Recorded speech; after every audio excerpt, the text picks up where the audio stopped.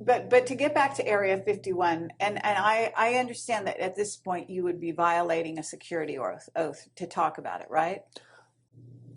I'll present it to everybody very simply. What could be so important at Area 51 that would require the level of secrecy that is in existence around that facility? One of the caveats that I do have some personal information that I did get personally involved in was some information that had to do with the Stargates and Looking Glass. What happened was people, very smart people, began to figure out that something big was coming up. Something that made it so all the possibilities of all the future scenarios of any choice, any possibility that was fed in and observed through the Looking Glass inherently ended up in the same future. And no decision, no possibility changed past a certain point. That's the big secret. So at that point, all possibilities lead to the same timelines. Rubicon. All possible timelines lead to the same basic set of history in the future. And what is that history to you? Did you know that, or did you find that out? That is the big question. That is the big secret. That is what sends everybody that has all of the information, that knows everything, into a blind panic.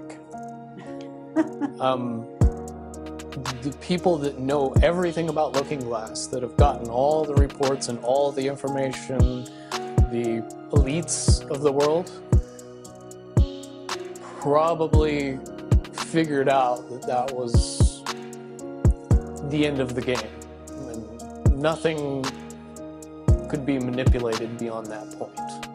At a certain point, after they're done hearing the computer tell them, this is what's going to happen, over and over and over and over again, all they become focused on is, how do we fix it? Why? What is this that's going to happen? The you know that? inevitable contraction of the timelines. There is an inevitable event.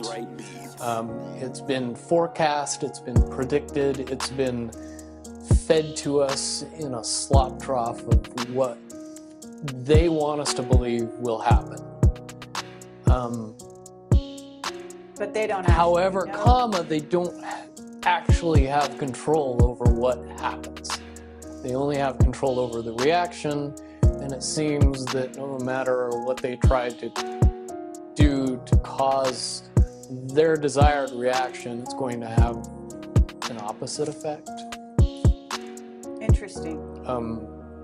Now, if I had to give it a name, I would say it's the awakening process.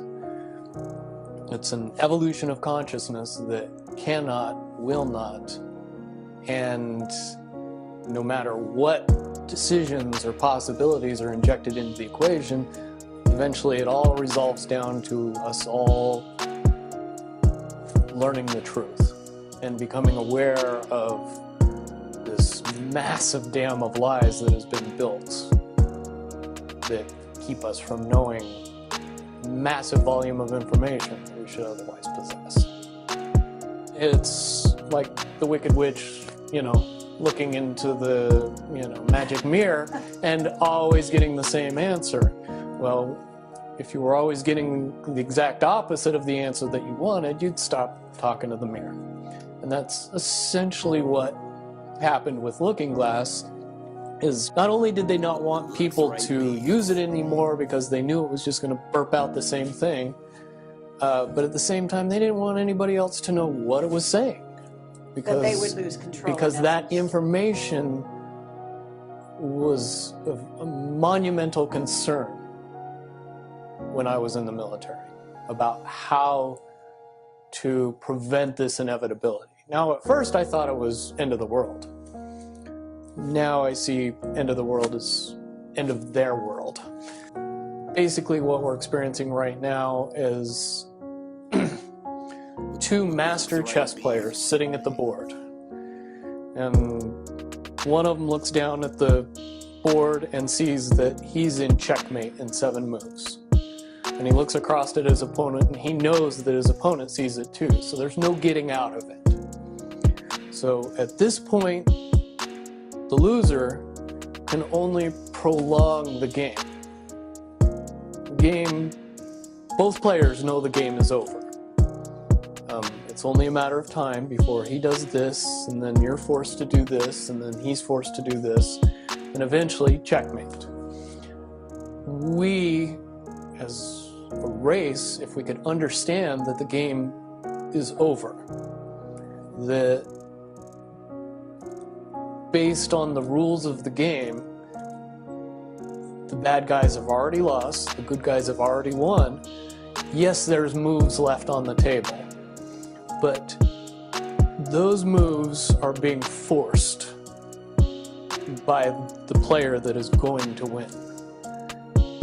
The only way that checkmate can't happen is if the player that's winning makes a mistake. But from all of the information that I've gathered, all of the information that's been given, all of the information that's been vetted to me, it seems pretty obvious that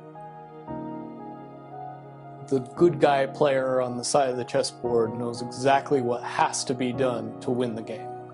And so at this point, any mistake would be all but impossible. One of the things that goes on is they are very busy building underground bases, supposedly underground cities. And so they seem to be hedging their bets for the negative timeline, and putting their emphasis there. Can you explain why they have been hedging their bets to such a degree on the negative? It's very simple. They're insane.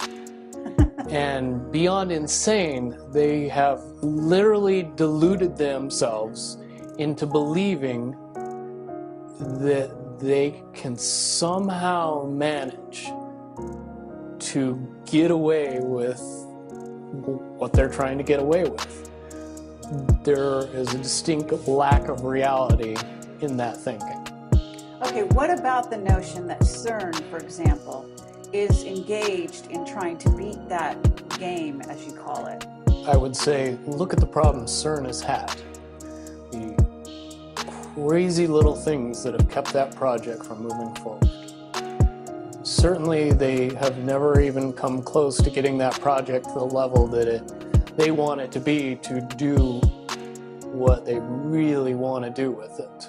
When you listen to the interviews of the scientists that are working on the project, even they say that it seems like somebody or something from the future won't let them get that project done. And the craziest little things have caused massive damage to that project. And when you get the foremost thinker in string theory saying, yeah, I don't think we're going to do it because I don't think fate wants us to do it, that says something about a scientist.